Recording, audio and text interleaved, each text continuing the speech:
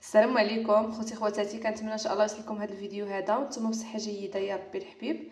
اليوم جيت نشارك معكم طريقه تحضير البصاره صراحه اللي كتجي بنينه ولذيذه وصحيه في نفس الوقت، بلا قوه المكونات. صراحه كتجي زوينه بزاف.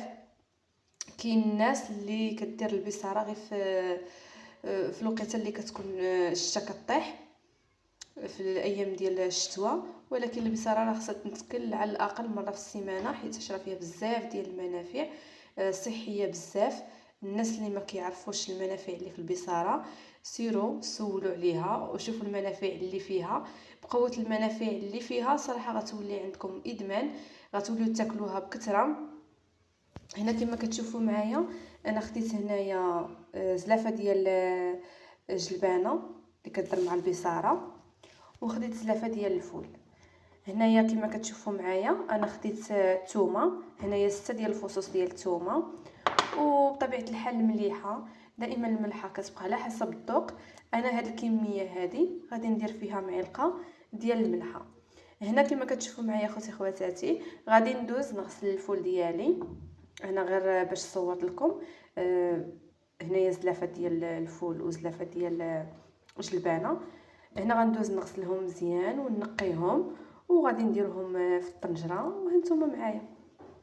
هنا كما كتشوفوا معايا انا غسلتها مزيان، حيت الفول بعض المرات كتلقاو فيه القشيرات ولا كتلقاو فيه السوس ولا مهم شي حاجه خصو ضروري يتنقى. نقيته مزيان، نقيته هو وجلبانه وغسلتهم مزيان كما كتشوفوا معايا. دابا غادي ندوز وغادي نديرهم في الطنيجره ديالي.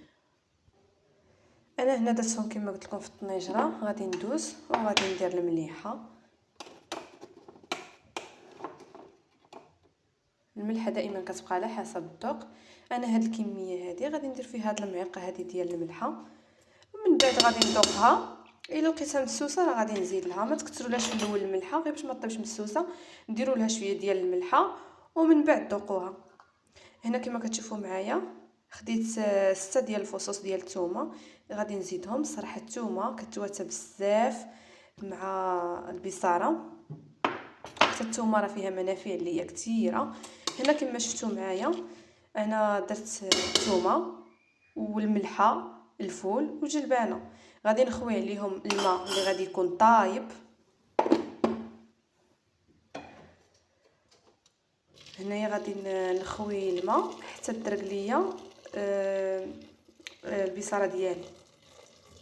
الجلبانه والفول يدرقوا ليا بالماء. الماء ضروري يكون غليان. هنا كما كتشوفوا معايا انا درت الماء اللي كيكون غليان، تقريبا درت شي طرو ديال الماء. غادي نردها فوق البوطه وهانتوما معايا. هنا كما كتشوفوا معايا بدات كتغلي، غادي نحيد ليها هاد الكشكوشه هذه كما كتشوفوا معايا. ضروري من نحيد ليها الكشكوشه كامله.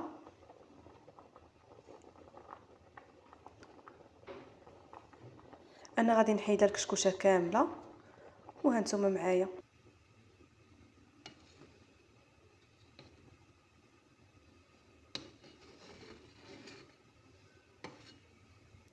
هنا كما كتشوفوا معايا صافي راني حيدت ليها الكشكوشه، ما بقاتش فيها الكشكوشه.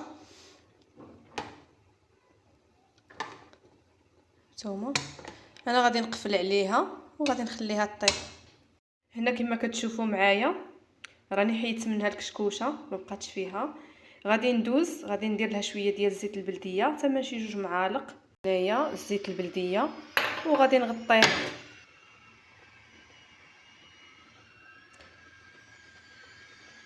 حتى شي 2 معالق ديال الزيت، وهنا غادي نغطيها وغنخليها طيب على خاطرها. وهنا كما كتشوفوا معايا البصاره ديالي طابت دغيا دغيا وجدت، راه ما داتش ليا بزاف ديال الوقت. هنايا انا شديت الميكسور، كنطحنها بالميكسور. اللي بغى يخليها على الطريقه التقليديه يديرها بالمغرف، يبقى يحرك مزيان.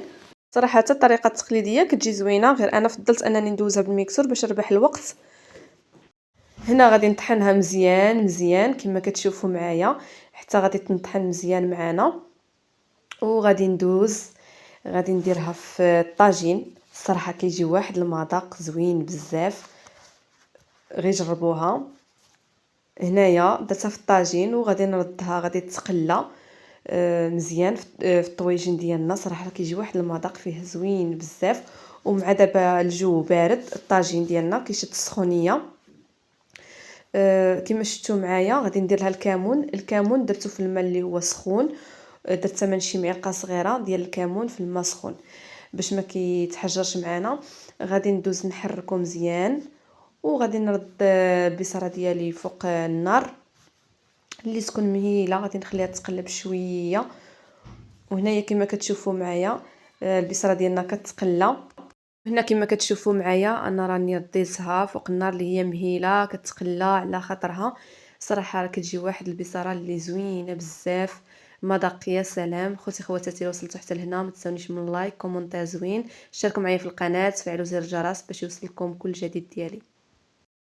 هنا كما كتشوفوا معايا البصره ديالي طابت، وكما كتشوفوا معايا صراحه كيجي واحد المنظر فيها زوين بزاف. كندير لها الزيت البلديه والكمون بطبيعه الحال، والحار بالنسبه للناس اللي عزيز عليهم الحار يديروا الحار، بالنسبه للناس اللي ما عزيزش عليهم الحار ما يديروش الحار. انا قدمتها بالحار وانتم كما بغيتوا.